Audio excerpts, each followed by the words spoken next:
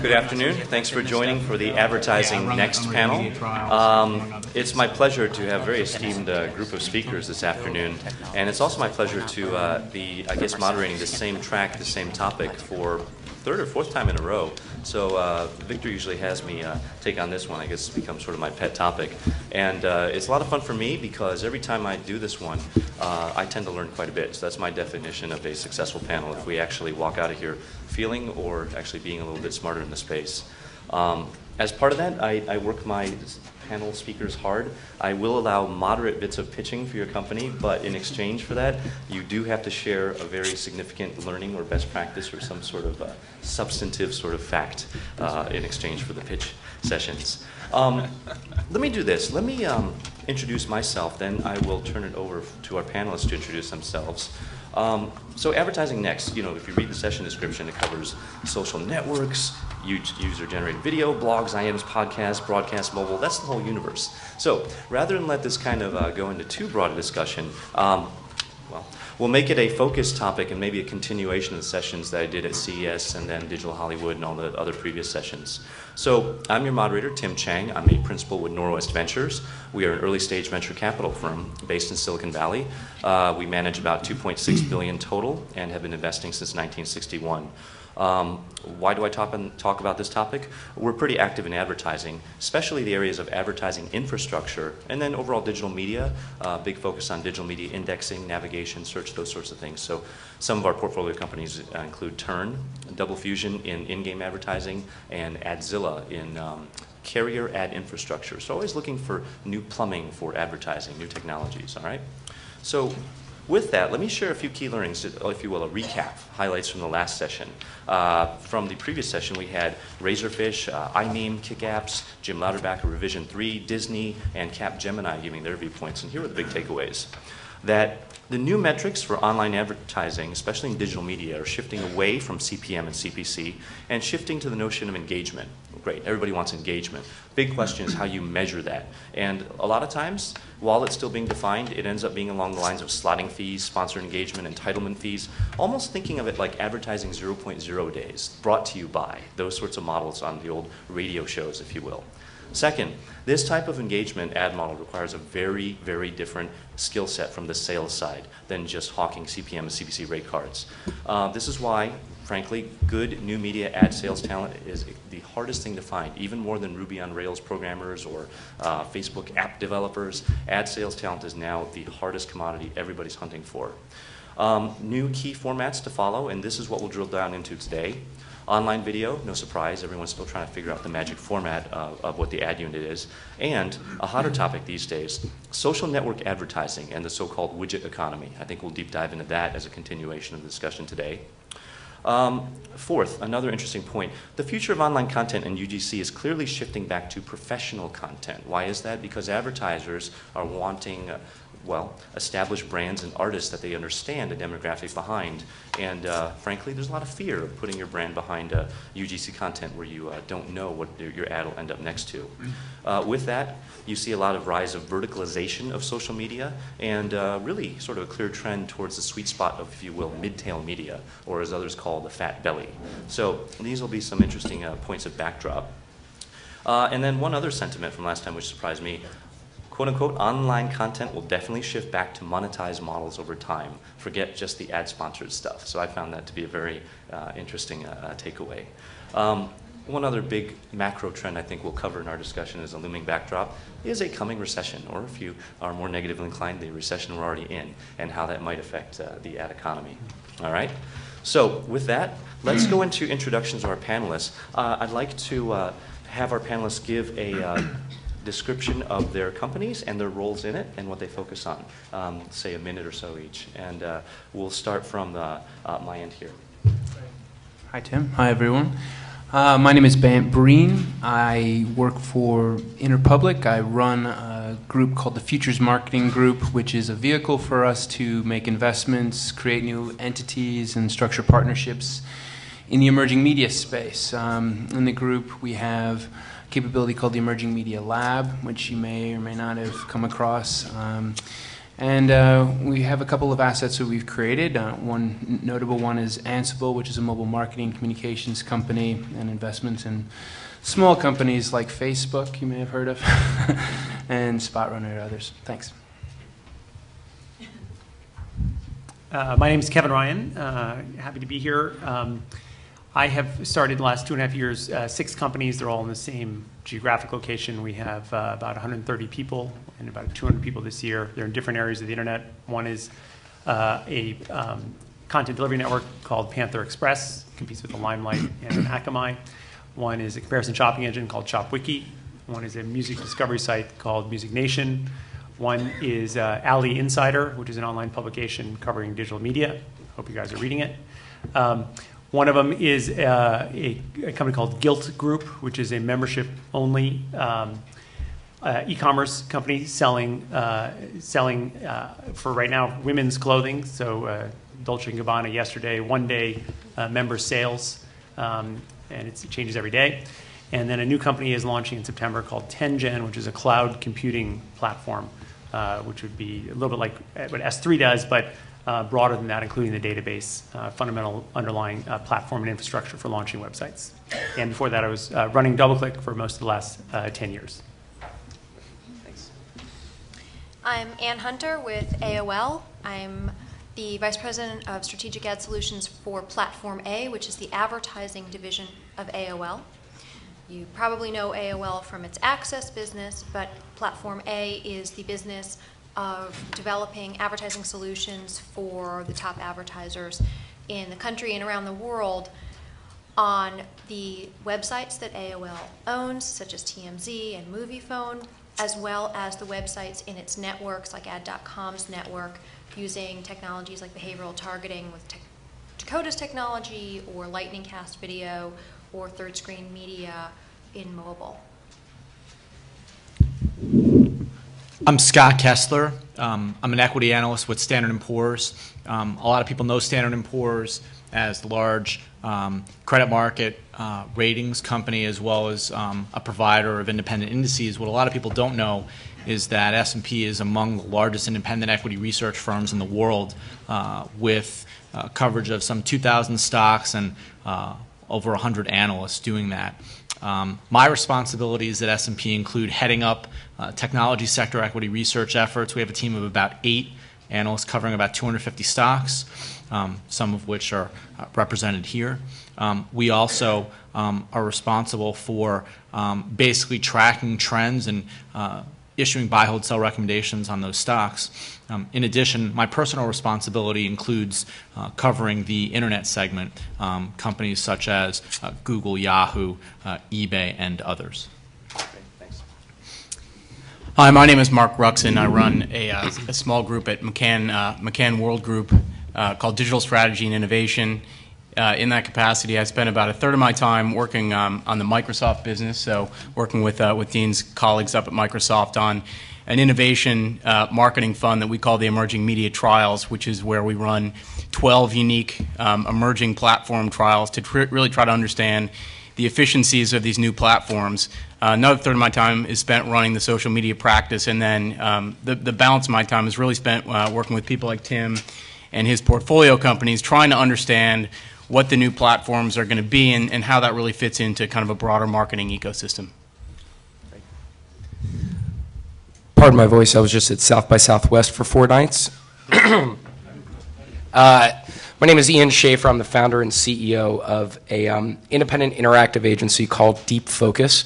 We are a full-service marketing agency, so it's everything from creative to media planning and buying, public relations, and consulting services. This past year, we won Cannes Lion, Webby's, MediaPost named us Interactive Media Planning and Buying Agency of the Year. And we're about 100 people, clients ranging from television and film all the way through to brands and packaged goods companies like Coca-Cola and Nike and Johnson & Johnson and Procter & Gamble. Prior to starting Deep Focus in 2002, I used to be vice president of new media at Miramax Films. No context. Thanks. Hi, I'm Dean Carignan. I work in Microsoft's Entertainment and Devices division. Entertainment devices, or as we call it, E&D, has a variety of entertainment-related products. They fall kind of into 3 categories. We have gaming products like the Xbox and the MS Games casual gaming site. We also operate some studios that produce video games. We have music and video assets, specifically the Zune music player, music service, as well as the Media Center Edition PC for video and music management. And then we have sort of a variety of sort of mobile or out-of-home products. We do the Windows Mobile operating system. We're behind the product some of you may have seen in the press, the Surface PC, which is this large touchscreen PC to be put into public places. And we're also the group that built out the relationship with Ford to do the Ford Sync technology for sort of in-car voice control capabilities. So kind of a variety of products. The group that I'm with essentially looks across all of them and tries to identify advertising opportunities literally to place ads into the products. So one of our biggest programs today is putting ads into Xbox, into the Xbox Live dashboard environment where people go for collaborative gaming, downloads and things. And what we do is we tend to look across all our products, identify ad opportunities, and then work with an ad technology division, which is largely part of a Quantive that we acquired to actually enable advertising. And generally what we describe what we do is branding beyond the browser. We've seen that a lot of interactive advertising today is on PCs in browser environments, and we think audiences exist way beyond the browser. So we try to help advertisers to access them there. Great. And Dean, I guess danger is now part of that portfolio as well? Should have added it, my bad. There you go. Yeah. Interesting. Great. All right, let's jump into it. So let's start with a topic that's been ongoing for a while. I'm always interested to hear the latest and greatest here. We'll start with online video before moving into more social networking and social media advertising. But broad survey question, what is the latest and greatest? I'm really keen to hear latest things that you've been trying, new sort of trials or formats, and especially what works, what hasn't, any learnings you've picked up maybe in the last 6 months, 9 months of trying things. Have you shifted away from pre, mid, post roll? Are you trying other formats now? Is there a need for premium content to pull in brands and advertising? What are you seeing out there? Maybe I'll start from the far end and ask Dean, just as a brief survey question coming across. Yeah, I think the area, what we're trying to, when we strategize around video, the things we really are looking at is the difference between long form, sort of premium content, and short form content. What we've seen is that for the longer form content, let's say TV content, there's a large stable of advertisers that buy those TV programs that have existing creative assets in the form of 15 and 30-second spots that really just want to start by moving those existing ads online. They're interested in advanced formats and sort of interactivity, but they're mostly focused, at least in our experience, in getting the basic ads online and waiting till the base of users using streaming video grows to where you can justify the investment in creating new ad formats. So I think most of the innovation that you'll see will be around the short form content, particularly 1 to 2 minute clips where you really couldn't put 30-second pre-roll in front of it because of the user experience. I think this is where you get into formats like the overlays where a logo or a text message comes over the ad, or potentially post-rolls where there's some kind of leave behind text ad or something clickable. I haven't seen anything that I would really call a standard yet, but I think you will see the innovation more in the short form than the long form. Great, thanks.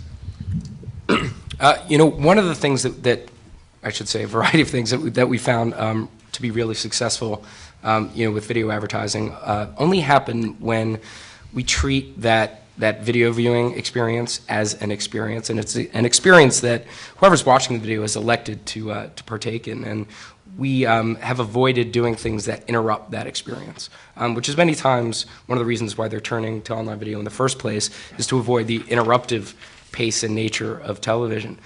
So some of the things that we've done include full sponsorship of online programming, which usually involves talent. Actually, it may be introduced by the talent in the video, for example, saying, albeit quite ironically, that the ad-free experience is brought to you by a particular sponsor. One of the things we actually did that with the launch of the Onion News Network, where we sponsored that launch on behalf of our client, Dewar's Scotch. And it started with a brief 3-second pre-roll, just introducing the fact that it was brought to you ad-free by the fine folks at Doers. And then we actually worked and collaborated with The Onion to produce a brief 8-second, what you might call a mid-roll ad, but it was actually a piece of content that was underwritten by Doers. So we're certainly working with overlays as well, which we find pretty acceptable and accessible to allow you to pause the content that you're viewing in exchange for potentially it being something that you might be interested in interacting with. But yeah, I mean, those kinds of things have proven to be really, really effective for us. Ian, quick question, just drilling down on that. How do you sell that? How do you sell the Doers kind of? It's definitely not a performance type of pitch, right? No, but it's an association with content, and it's it's speaking to an audience that would appreciate it. And I think too often we don't think about the audience in any other term than a demographic when we're developing advertising for it. And there are plenty of ways to create low-cost, high production value content for the web that does take the audience into mind. Got it. Key there is even short form, though, good production value was something to lure that advertiser. Yeah, absolutely. Okay, good point. All right, great. So, I think online video is one of those things that actually you can buy some amount of scale on the internet, which is really one of the biggest issues advertisers face in the migration of digital. Where can you buy scale? And I think if you look at the potential acquisition of Yahoo, that is a place where theoretically, or MSN, where you can buy scale. I mean, I think from an advertiser perspective, and I'm going to talk about Microsoft just because we do kind of 80% of the business out of our office on behalf of Microsoft. I mean, really the question of video becomes the migration from exposure to engagement, right? So you can buy pre-roll and post-roll and mid-roll. It's going to have varying levels of success or failure. But ultimately, if we can distribute long-form video content, short-form video content that people opt into, we know we have 100% engagement, right? They've actually selected the content because it has some sort of entertainment or information value. So we've done a variety of trials, and we enlisted Christopher Guest to make a funny kind of short last year, and we experimented with the content by putting it in TiVo and hotel rooms, and then we also used a broadband distributor. Ultimately, I think a pay-per-view economic platform, so whether you do it with Tremor or broadband enterprises, Google's really set a barrier for getting people to opt into experiences, and our bias will always be to not insert interruptive advertising, but to get people to opt into an experience that's either informative, entertaining, even though the brand message might be lower.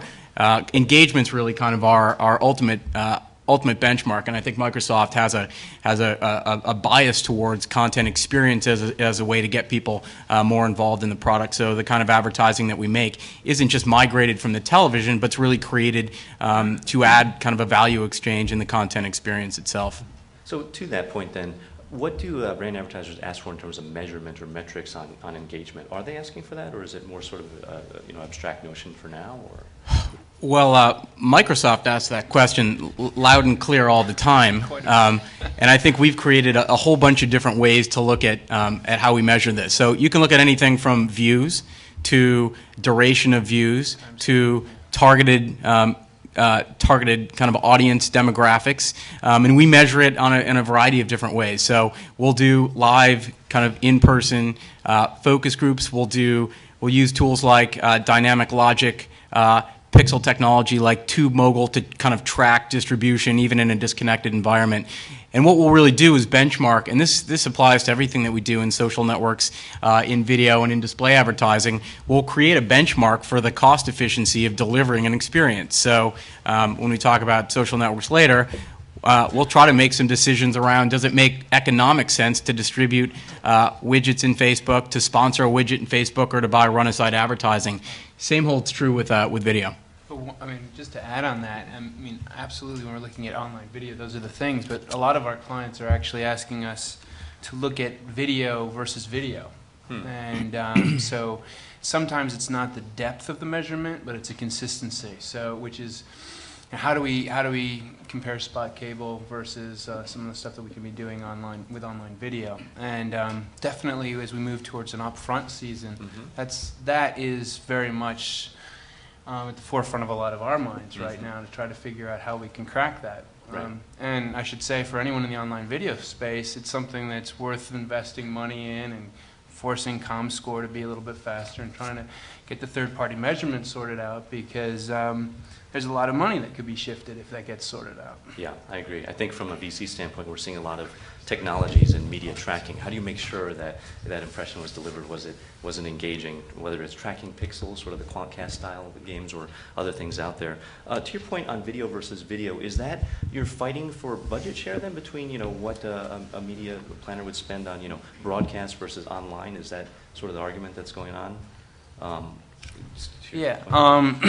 Well, right now there's not really a battle because it's apples to oranges, and but there probably should be, and it also comes up very much in these upfront discussions that we would have with people who have online properties and television networks. So it's a matter of negotiating across.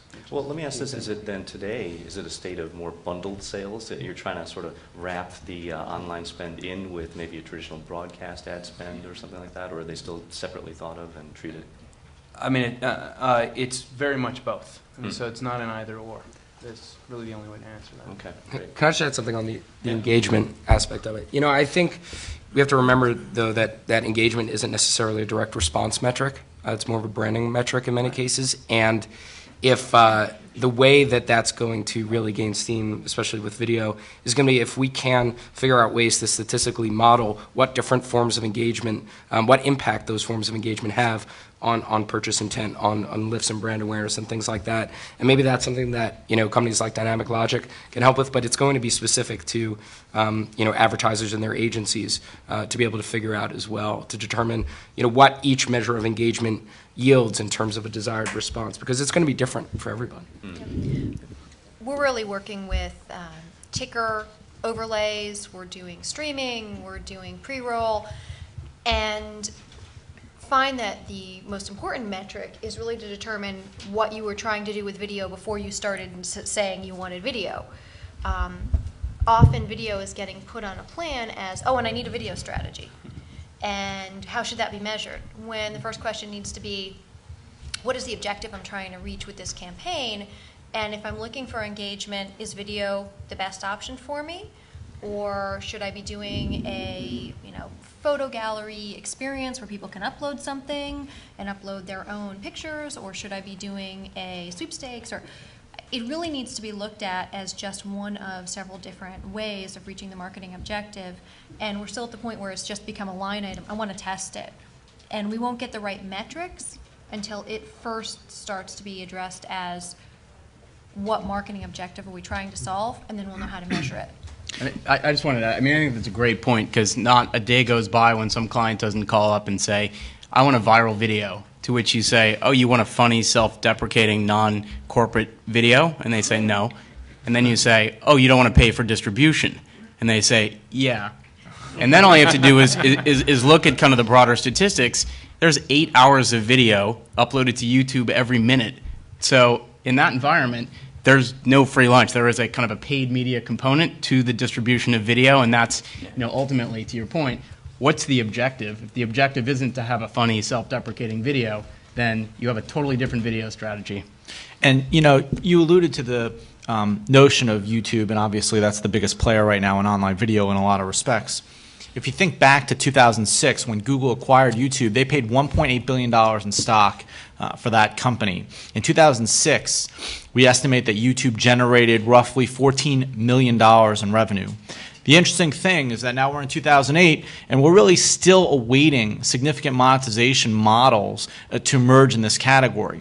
And one of S&P Equity Research's suppositions is that a lot of the categories that we're talking about, while they're exciting, whether you look at video, you look at social networking, or you look at mobile, in many cases, we think they're probably years before there is material monetization contribution to a lot of the major companies that I follow and, frankly, are traded in the public markets. So it's something to keep in mind. There's this notion, obviously, that there are big audiences and there is, to some extent, engagement.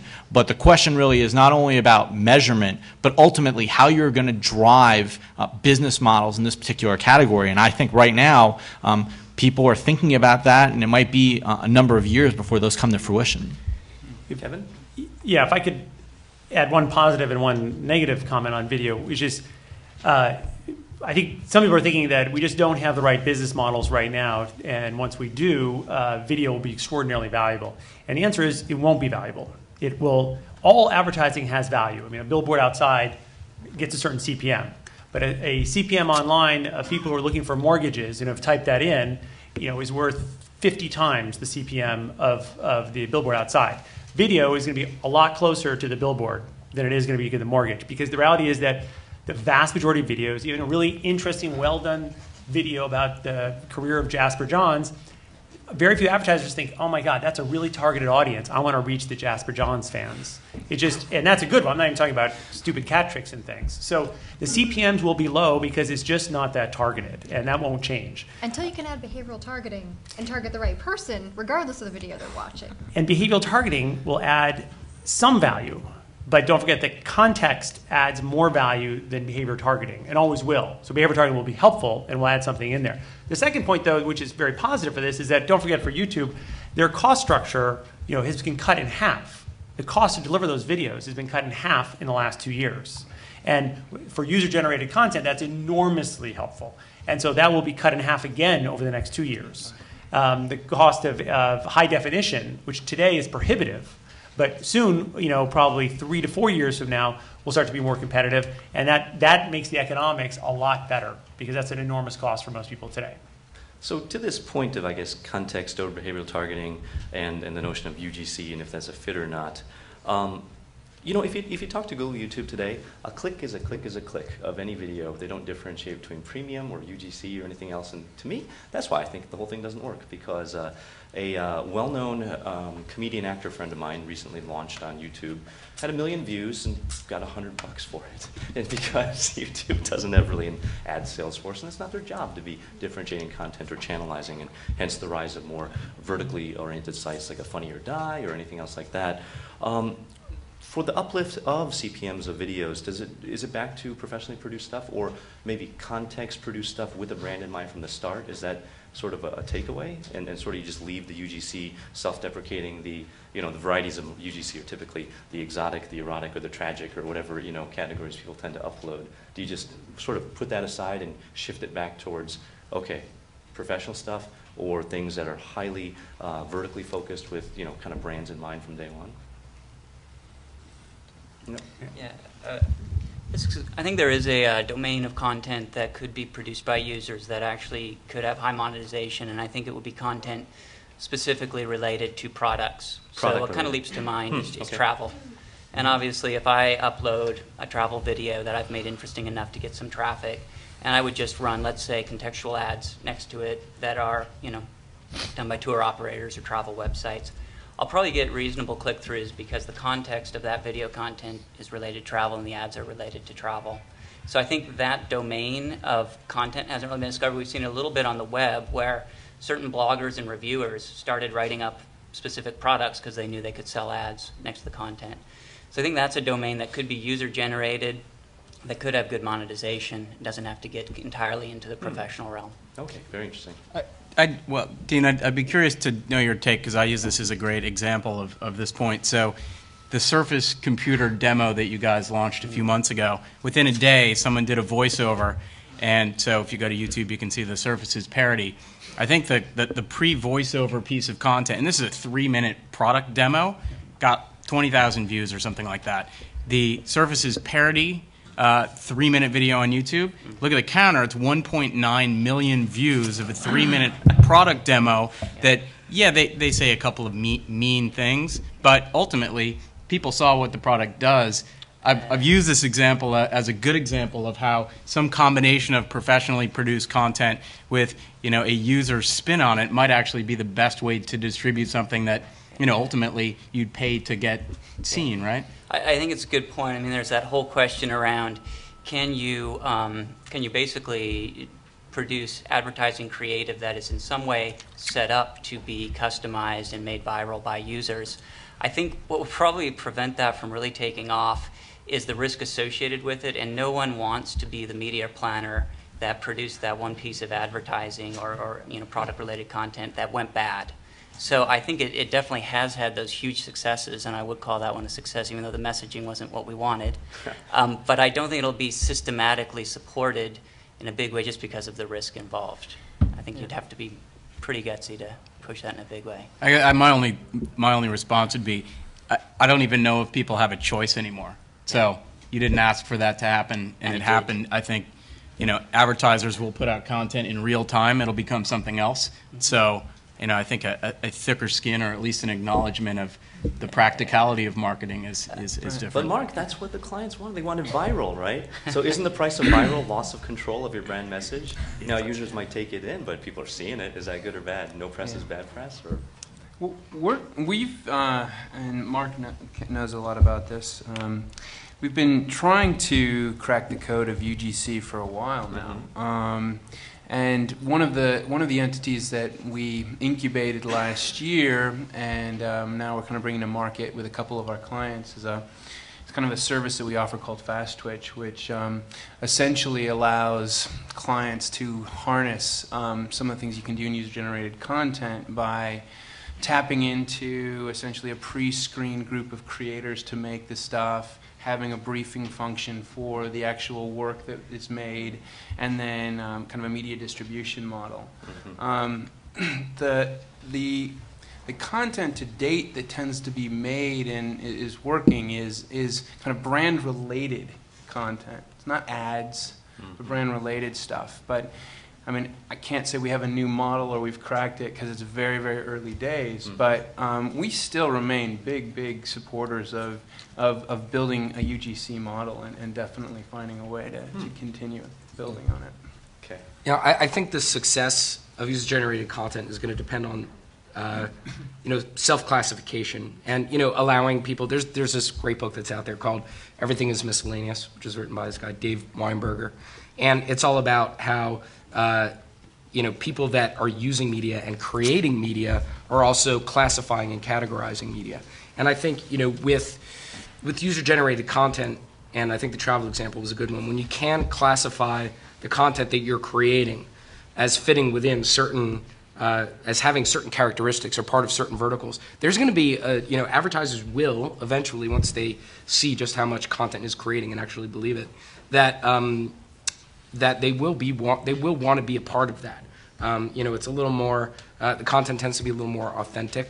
I mean, really authentic. And, I think it'll be a great way for them to be able to, on the fly, especially within properties that have really explicit terms of use, because that's going to be the key, for them to be associated with that kind of content. And I think another issue that Ian's point kind of references is the notion of how are people going to actually find this content. I mean, I think one of the big issues right now is, for the most part, I think YouTube really has become kind of the de facto online video channel that people seem to go to find whatever they want. And that can be good or bad. I mean, it really goes back to the notion of control, right? If you're distributing your video via YouTube, you're really going to be ceding a certain degree of control in exchange for the potential audience that they offer. So my sense of this is that the audience, while it's massive, ultimately you want to have people find your videos and find them in the right ways. And if that means on your website, then how are you going to get people to come there? That ultimately, I think, is one of the big challenges of video right now. So you know what, I wonder if that suggests that YouTube, just being the giant repository as it is, becomes in its own way kind of this SEO, SEM landscape people just distribute their videos on with the logo in the corner to really try to siphon off traffic and drive it back to their own destination they want to go to.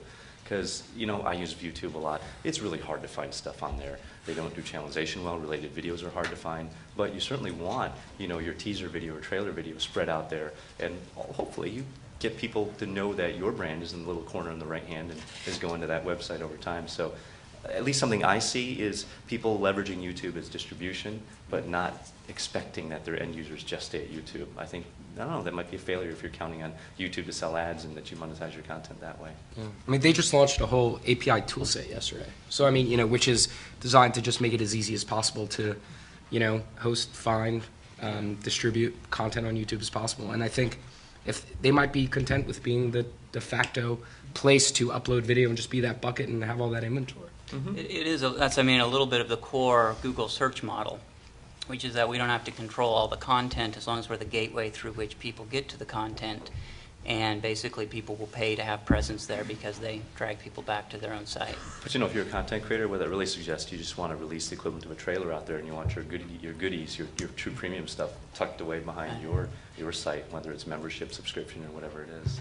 Yeah, and in that case, the trailer becomes equivalent of a search ad on the search page. Yeah, I think that's where it's going. Just a data point I've seen, there are certain short forms that command pretty good CPMs, but I tend to agree with Kevin overall. The only example I've seen is actual $30 CPMs for things like music video with really branded artists, but UGC stuff, a little bit tougher. Good discussion, guys. Let's transition to the next hot topic.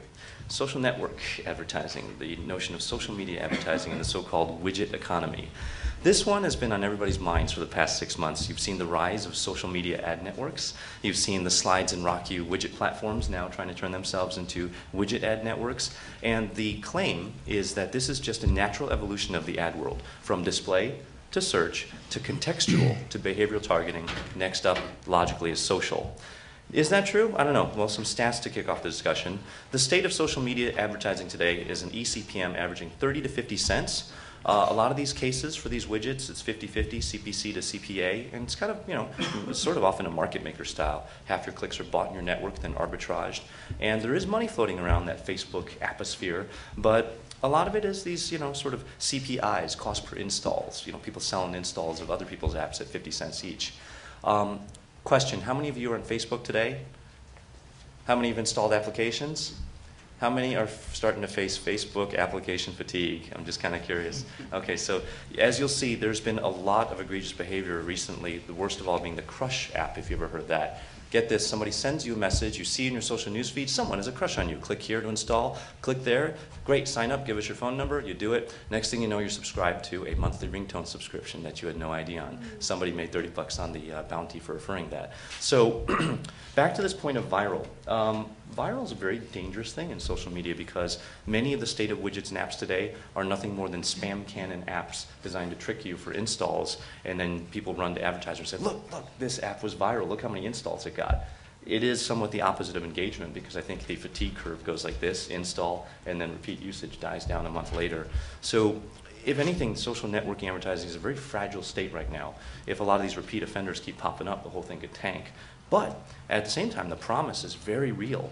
What if there was a double click of widgets? What if there were, you know, true targeting engines that understood not just the social graph of who you're connected to, but the state of how robust each connection is, all these sorts of things. To that, maybe we'll start with sort of a Microsoft view. So let's talk to the McCann and Microsoft folks. Are you getting the value you wanted out of the Facebook deal? Yeah. Well, I can't talk specifics. I can talk a little bit about what I think is sort of why CPMs across the board on social networking sites are low, and I think there's sort of two factors. One is the sites have grown so fast they've just flooded the market with inventory. Yeah. And by and large, social networking ad inventory today is seen as undifferentiated. It's all seen as the same. There's a lot of it out there. So it pushes down prices. You even see it pushing down CPMs on related environments like ads that run in mail applications, Hotmail, Yahoo Mail, all those. So it's created kind of a glut of inventory that's affecting pricing. But the other factor is that most of the environments that the ads show up in social networking sites have no context.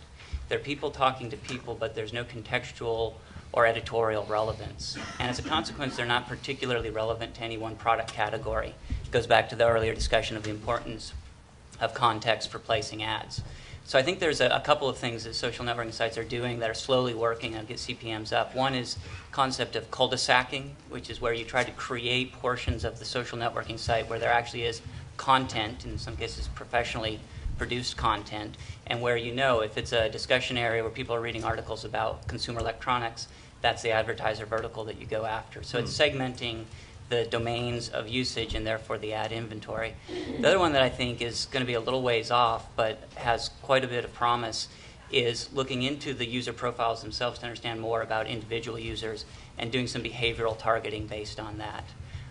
Again, it's never as good as having them in really interesting editorial relevant contexts, but you can certainly get the CPMs up over where they are today. So I think those two domains are theirs that everyone's working on. There is privacy concerns around looking at the data, and that's going to be taken carefully, but should get the CPMs well above where they've been, in the last year or so.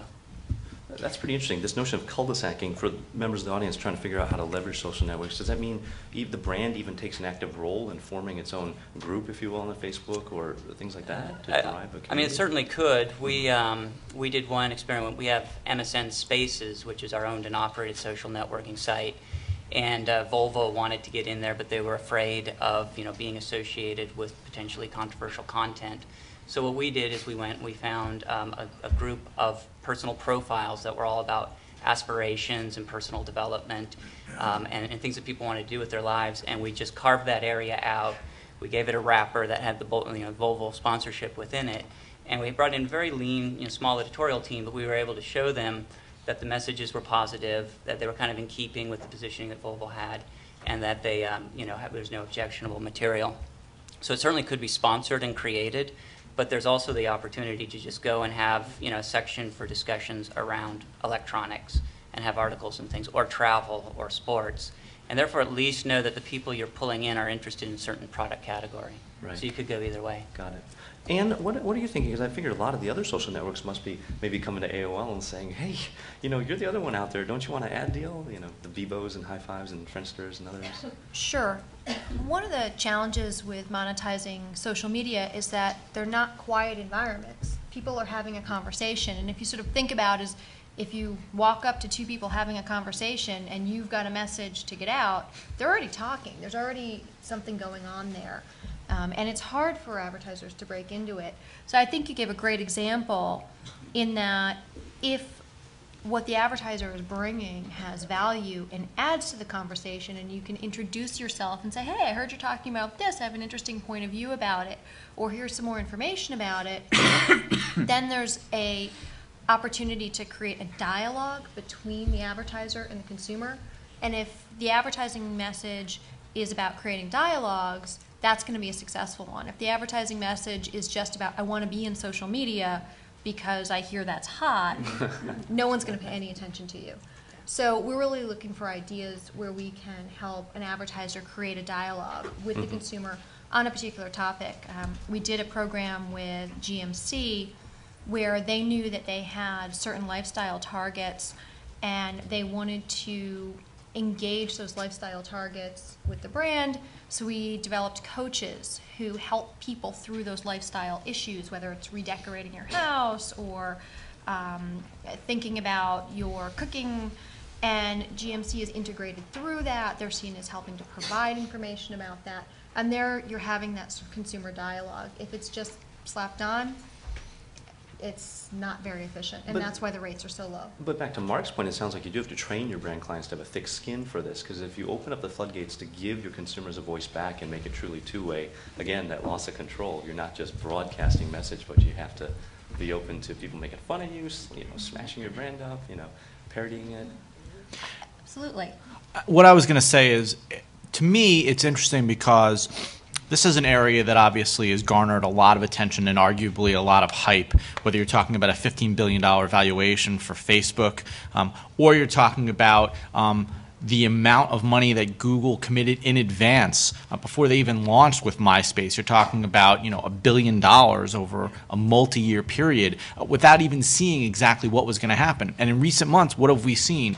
We've seen negative press associated with the Beacon launch on Facebook, and we've seen Google, when they talked about their Q4 results, indicating that they had some substantial difficulties in monetizing social networking inventory. What that tells me is that people are really still trying to figure this out. And if you go to the social networking sites, increasingly what they're trying to do is kind of what Ian alluded to, which is this notion of categorizing. They're tabbing, they're organizing their environments in ways that make it easier to target those ads. And I think you're probably going to see that continue over time, because that's really ultimately, along with maybe behavioral advertising, I think the only way that you're really going to be able to kind of garner some significant revenues from this opportunity over the near term. Kevin, you were a pioneer in online advertising, seeing that need. Do you sense there's opportunities in this sort of widget economy or social networks as well? Is there a double click to be built, or is there yield management or other kind of solutions that would really apply here? Yeah, I don't think that the fundamental drivers are any different than they've always been, which is you need to be able to target.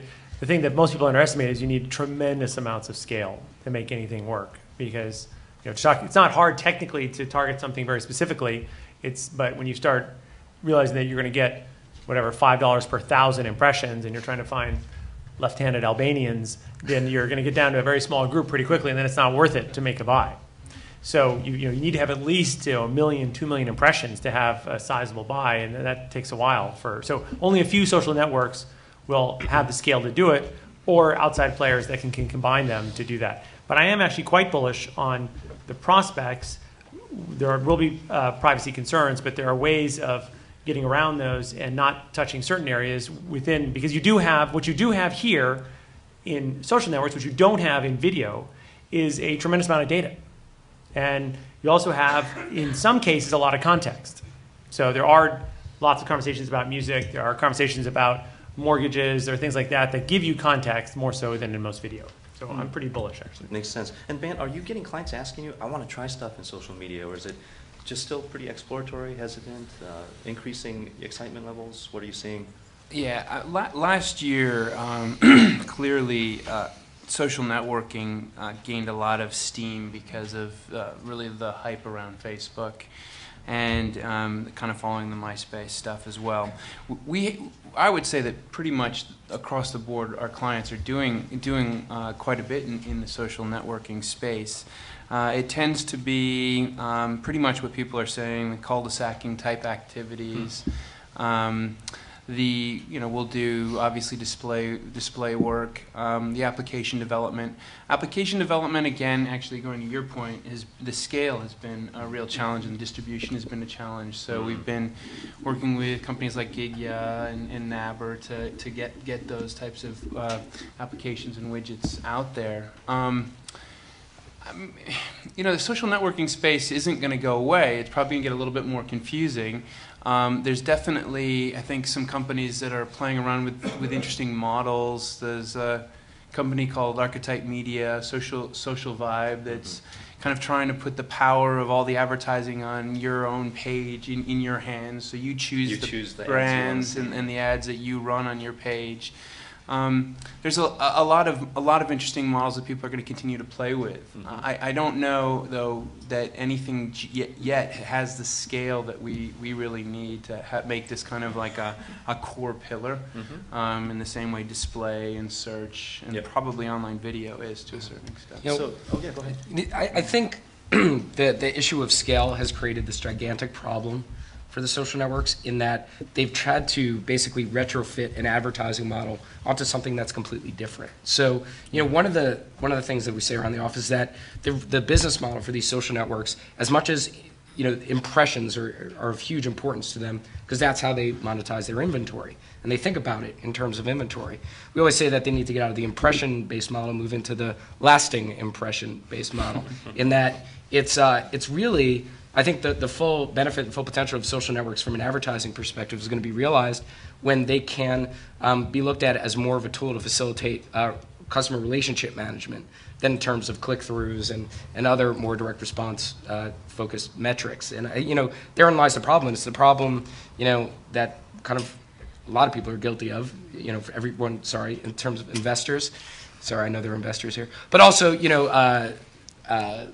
I guess the social networks themselves and the agencies, the advertisers, and the people that are spending money, they're paying and buying against a model that I think is a little too short-sighted. I mean, and there's always going to be inventory on these networks to sell, but I don't think that's where the real beauty of the potential lies. I think it's in the potential of actually connecting people with like interests to each other on behalf of a brand. That's a good point. That actually gets this whole notion of installs or short-term impressions versus long-term engagement of that app.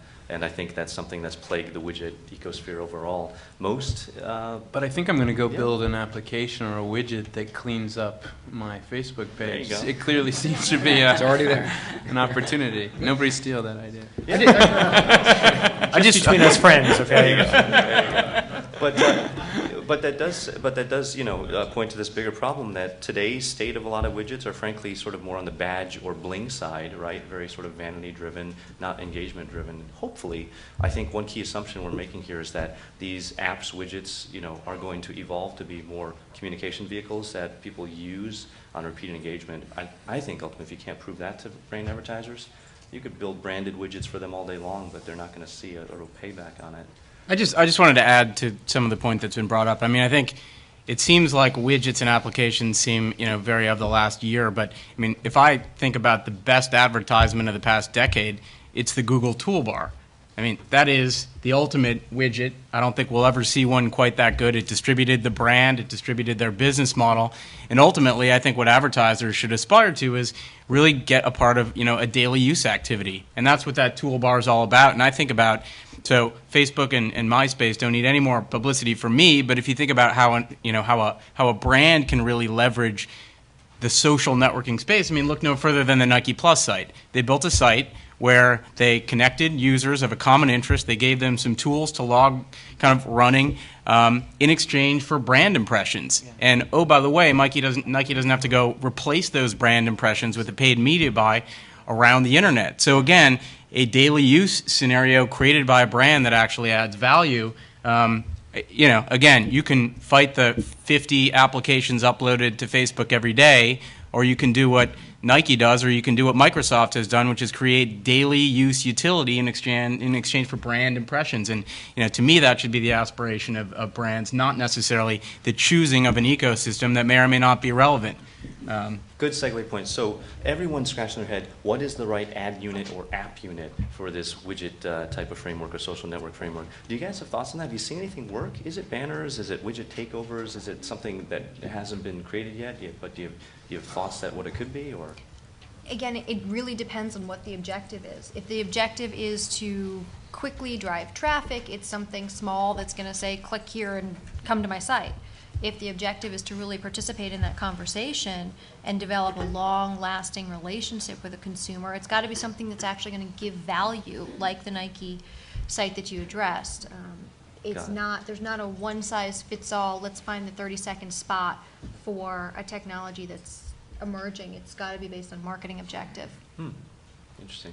Any other thoughts? Has any of you tried any sort of pioneering trial ad units on these things, or? I mean, we've advertised using video ad units through Video Egg on app install landing pages. So after you install the app on your profile page on Facebook, for example, you'll get an ad, and it's kind of like the equivalent of a video ad that's in your free email inbox after you send an email. I mean, it's the same kind of experience, and they work. But it's traditional ad inventory.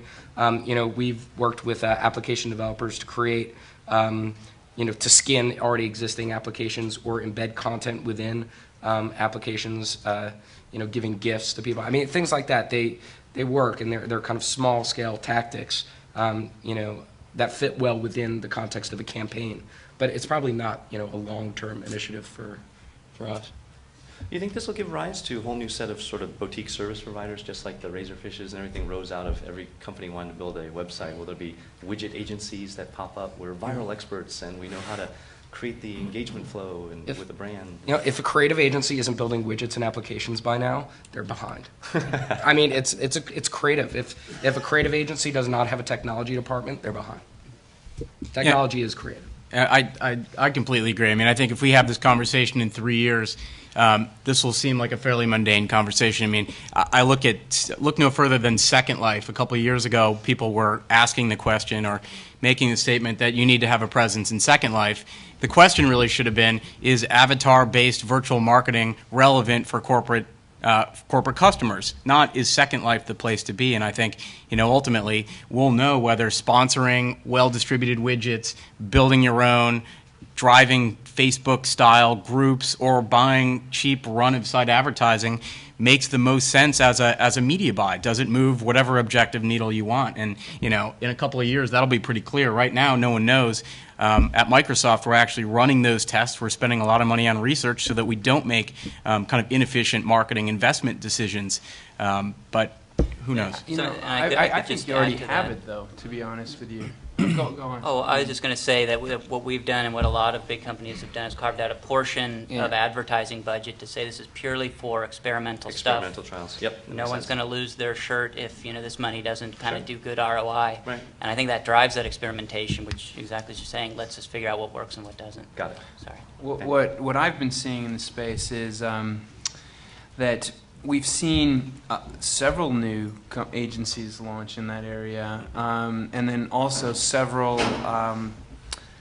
specialist groups, areas that are very, I guess maybe very, very closely associated with this area expand into it. So, for example, a lot of our search marketing groups are moving into this space pretty aggressively because they see a direct tie into their SEO activities and what's happening with the widget and application development space. A lot of our interactive development shops are definitely moving into this area. And then the third area would be companies that have been doing a lot of social media monitoring. So taking that knowledge and finding who the influencers are and where the key activity is happening, and then moving into that second layer of actually developing things that can provoke or create more action in dialogue. Got it. All right. I'm going to be biased, but I'll say that unless creative media and I guess community management is working seamlessly together, it's going to be tough to integrate technology, tactics, and strategy across all the different touch points that exist with consumers. Good point.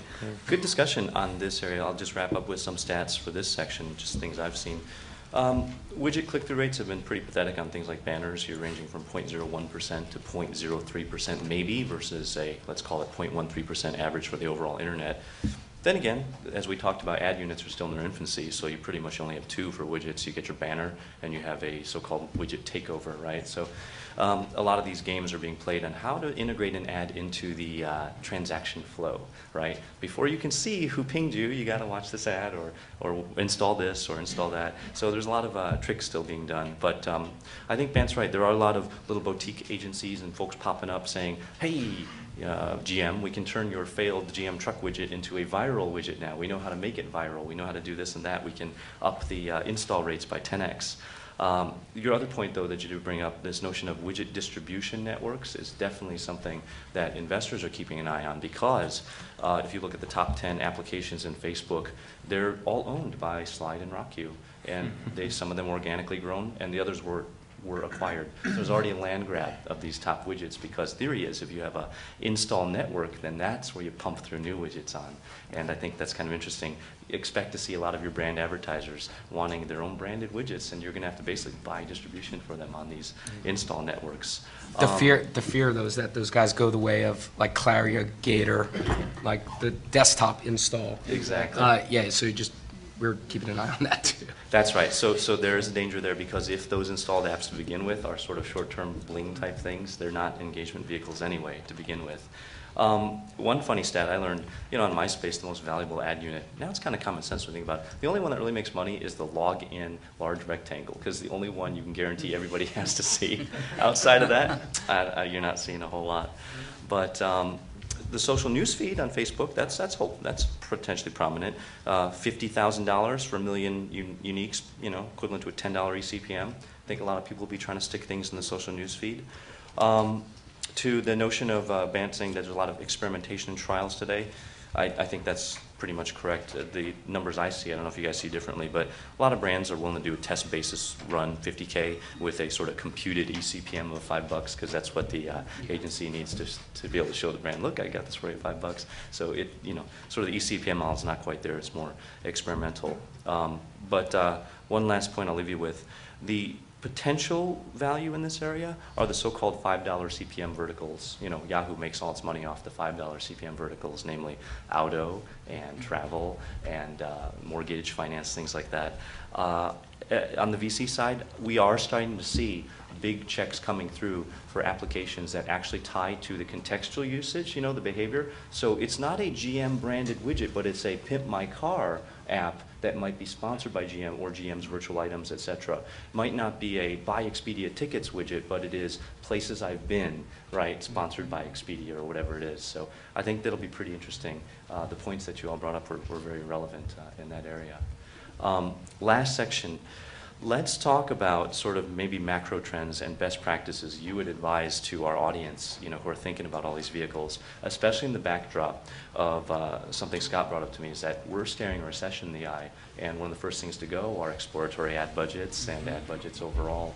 Are you seeing this in the market yet, or is it still pretty red hot to try new things?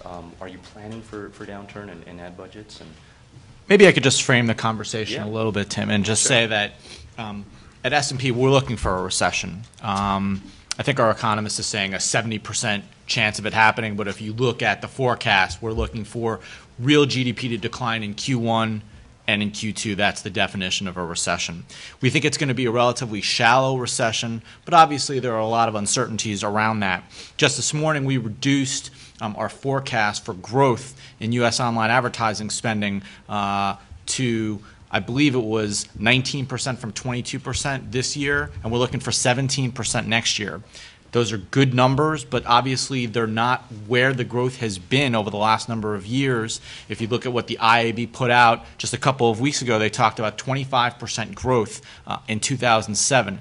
So clearly there is this notion that the economy is now at a point where ad budgets are probably going to be affected. And one of the things that I hear over and over again is, sure, that's the big buys on major broadcast media that cost millions of dollars that you need to plan for in advance. The internet is not going to be affected. There is a secular growth trend that continues.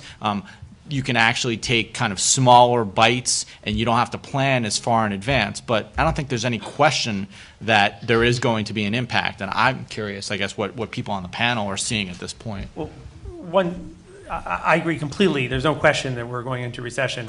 And there was never any question that the growth rates for online advertising would slowly slow down over time. That had to happen. I think one thing we should remember that even in '99 when internet advertising was growing at 100% a year, 100% a year meant another billion or $2 billion was coming into the market. Today, a 20% growth means that another $3 or $4 billion is coming in each year. So one of the things I look at is the net additional dollars coming in each year. Is that actually going down? And the answer is it's not. So I'd be petrified if I was not in online media, because I think this is a real point where people are going to make harsh decisions and cut back on print, on radio, and other things. And that is going to be horrible. Online is going to continue to grow and do just fine.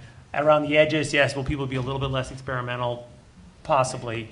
But everyone will be very jealous of online's results in the next 2 years. We think that it's going to be very much focused on the individual advertiser or category as well. Certainly, mortgage companies are going to be in a different place than they were 3 years ago. But there are still marketers who have done very little online, and they're excited about the stuff we're talking about, and they want to try, particularly because of softness in the market.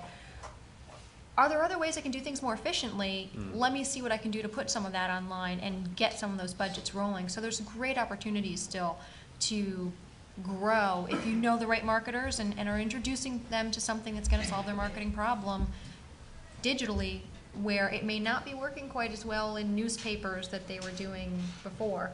Online's a great place to be. One thing I just add on is the one sobering, let's call it, number to look at is what online growth looks like if you take out Google. And when you take out Google's growth, then online is growing, not last year 25%, but more like at 10 to 15%. And so that will come down. Now, obviously, the Google growth is shared because they have partners in some ways, but a lot of it just goes to them. So the growth rate for all of us that are not necessarily at Google is significantly less than people probably think. I mean, I guess I just add that I think recession, for people in the digital space, analytics firms, content environments, distribution networks, recession's great. It's going to force a migration to digital because people are going to want accountable marketing. Coke and Pepsi will still slug it off in an analog channel, so will McDonald's and Burger King. But ultimately, I think a pay-per-end action model, which is what Google really kind of revolutionized a while ago, is going to translate to online. And if you can pay to deliver X to X, that's not a budget that's going to go away. If you can track X to a sale or an end action that might be different than a sale. So I think it's great for people in the digital space. I think things like the writer's strike will also kind of affect what people do in an analog way. So there's a lot of momentum kind of accelerating the migration to digital that was inevitable in the first place. I was going to build on that because I think there's two kinds of advertisers on the web: people that are using the web to build brand, and people that are using the web to do exactly this, to drive direct response and get people to buy product off their website. I've seen a bunch of studies on it. The closest I think I can estimate is maybe 30% of the spend is around brand building, and 70% has a direct response orientation. And that spend is trackable, and actually people aren't spending it if they're not getting positive ROI. It's almost more of sales stimulus than advertising. The other point I think is interesting, there's a whole class of software that's come into existence in the last 2 years to optimize the experience people get when they arrive at your website after clicking an ad. And there's a number of studies, but they've shown that you can increase the conversions, the percent of people that buy something on your website by often 100% just by rolling in one of these software suites. So I think that lets people get even more efficiency and better yield out of what they do spend online, which I think is going to keep it pretty resilient. Yeah. And I think just 2 points from my perspective. We, knock on wood, we just had the best January and February for us on record. So, I mean, it's, in some ways, welcome the recession because it gets potential clients to scrutinize their relationships with their existing ad agencies. In other, the other aspect and something to look out for is not necessarily, and to Kevin's point, not necessarily looking at Google as like kind of the end-all be-all of delivering those clicks, because that's the bottom of the funnel. There are lots of things that go on before someone does do a search and before someone gets there, and in many cases influences what they search upon. And I think there are companies that are going to do really well in helping to explain that to people, companies like Quantcast, for example, that are looking at things like that. So, that's again something to look out for.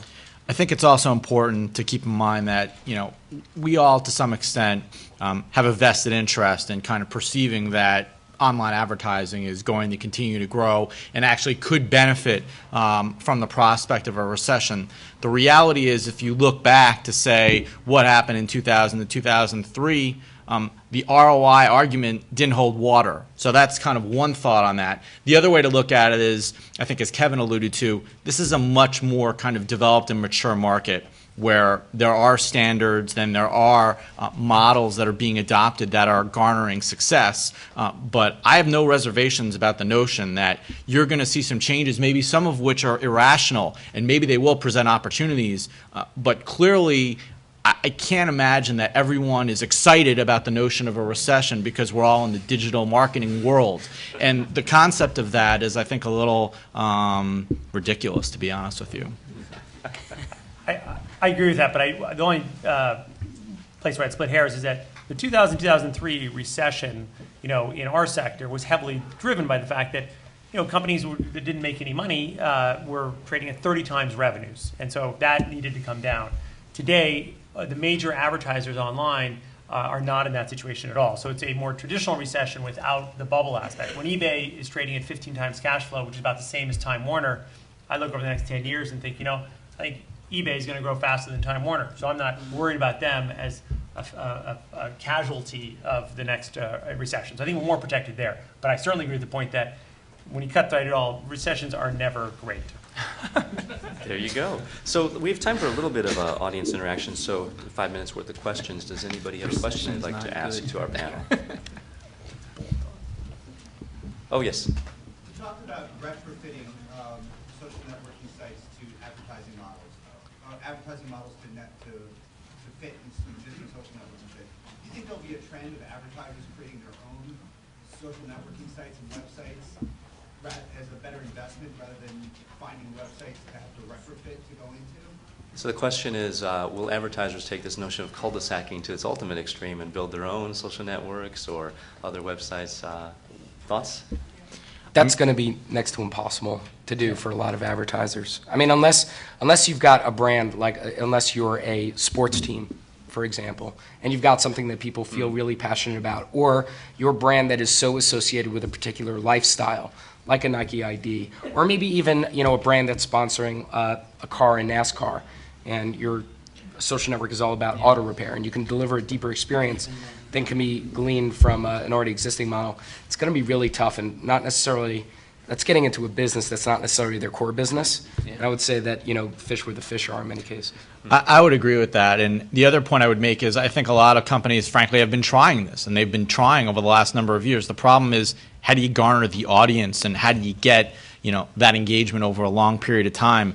Frankly, we've just been talking about the fact that the economy is slowing and might be kind of girding with the recessionary backdrop. Is that what these companies are going to be spending their money on over the next year? I doubt it, or at least I doubt that they should. I actually think that there are some companies that are going to be able to use community and develop communities for their brand. Not many, but some where they have something that's going to enhance the conversation. So I think about Weight Watchers with their e-tools. They've got people that want to talk, and they're fine. It doesn't mean that that's going to replace those users' Facebook profiles or their MySpace profiles, but there are going to be pockets of community happening across the web. Ultimately, I think that there's going to be easier tools to bring your whole self to different communities, and some advertisers will have that if they have something of very high value. Yeah, I mean, I would follow on that. I mean, we're having a lot of our clients, and we're doing a lot of work with our clients in creating, I guess you almost call them like listening post models, where we will essentially aggregate an audience of key influencers related to a brand, or influence buckets, even sub-buckets related to a brand, and that will become kind of a facility for the company to engage these individuals, sometimes mobilize them on common efforts, sometimes reward them, sometimes just engage them in conversation.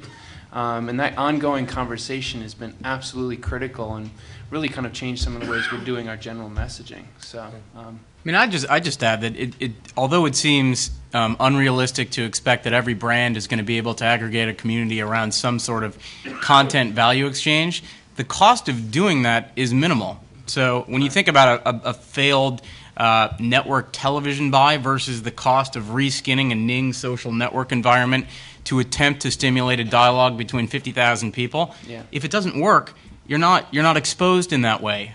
You know, there's a good example is this. There's a Johnson & Johnson Tampax community for teenage women to discuss menstruation. It's enormous. It's absolutely enormous. It seems like the kind of weirdest possible social community that could have emerged, but it's global. It's got a very specific demographic addressing a very specific private conversation. So ultimately, if it didn't work, it wouldn't have cost very much money because it was only promoted through the network itself. So, you know, I think you have to take a look at the cost of trying this stuff versus necessarily shoving a lot of money to an environment that doesn't make sense. I would say, though, that the opportunity cost of screwing it up might be way more than you're willing to swallow in terms of just getting it off the ground. So, I mean, if you do create a community like that and screw it up, and then the people that are in that community wind up revolting, you probably just turned off 50,000 people. So there is a little bit of cost in actually maintaining and managing it. And I would say it's not really that new, is it? I mean, let's be honest. I mean, brands have been creating discussion groups, et cetera, for ages, and the same issues. It's just that you have to be very upfront and honest. And I think the value that Mark's alluding to is, I mean, Johnson & Johnson and other companies will find tremendous value from the dialogue that's going on these sites and use that information in a variety of ways. Right. But they won't get the dialogue over an extended period of time unless they do vest into it. That's the hope. Time for one more question. Does anybody have? Yeah. Sure, quick one. You talked a lot about social media as a media play. I wonder if some people would argue that the real value there is more as a research play, more for the information you can get off the social network. And you've touched on brand monitoring services and stuff. I wonder what you think about the adoption of those kinds of approaches, whether that can influence the engagement discussion and so forth. So just let users say whatever they want. And your job is to just listen and watch and study. Is that what you're answering? Well, or more specifically, maybe your measurement for a campaign's success is how it influences your community's interest on these social networks. Yeah. Maybe that becomes the way that you... This has been, by far and away, the kind of one of the most explosive areas for us. I mean, hands down. Every brand wants to know what's being said about them all the time. And so we did a partnership with a Canadian company called Radian 6 in the fall that has a social media monitoring system. And I mean, literally, I think 70 clients signed up to utilize it within 3 weeks. We've been using a variety of tools to track kind of messaging and influence, and we're literally looking at trying to match those influence trends with messaging strategies and widget strategies, and So you're absolutely right. I think no one's really cracked the code yet on what those tools should actually look like, but they're pretty much right at the forefront of this whole social media explosion. And you shouldn't forget that as marketers, they're spending a lot of time trying to influence that dialogue so that every single product in the world has a product manager who's going in writing, gosh, this detergent just changed my life. It's so great on chat boards, and that's not random. Right, but then it's tracking and tweezing through what every time you influence a dialogue, what happens, how does it move forward? And the last point that I would make is simply that it's not just the brands and the companies that kind of own and promote them that are using these tools. I mean, research firms like mine, frankly, are looking at this as an opportunity to get insights as to, what brands and products are emerging in ways that we could kind of make kind of cogent and proactive investment advice on that. Yeah, I mean, one of the areas, obviously, everyone's trying to track sentiment, in a positive and negative sentiment, and doing it across not just text files, but video, audio, obviously. And that's been kind of a hit or miss thing. I mean, the quality of that area has been really mixed, and that's been the frustration, I think, for our clients today, to try to make sure we can tweeze through sentiment. I don't want anyone tracking my sentiment. All right, good discussion, guys. We're at time, but one thing I like to do is usually put wrap-ups of the discussion. I certainly learned a lot and really loved the discussion, but maybe if we were to recap a few takeaways, at least what I got out of it, that the issue of social networking is definitely one of scale when it comes to advertising. It's still an exploratory stage, but one takeaway I heard time and time again is focusing on what is the marketing goal rather than trying to bet on the right platform or distribution place to go stick exploratory spend in. Really brands have to think about engaging in brand discussions, and if that takes some thick skin and hearing some harsh feedback, then so be it. The notion of one-way, tightly controlled brand messages maybe doesn't make sense in the social media paradigm, and that for the UGC value aspect of it, that if it's brand or product oriented discussions or media, then there's potentially higher uplift of CPMs through that area. In terms of, I guess, brands building their own social networks, I think the takeaway was, maybe in some cases if it is a highly lifestyle correlated or passion oriented or personal based type of product, but you're not going to see Colgate building my buddy list and stuff like that on Colgate.com, areas like that. Overall, I think we're moving the ball on what success metrics are, and that hopefully recession does still drive a lot of entrepreneurial opportunities, especially in measurement and the plumbing of social networking and advertising, as opposed to everybody in the room trying to build yet another Friendster or Facebook or predict what next Facebook app format is going to be the hit. Folks, let's give a round of applause to our panelists.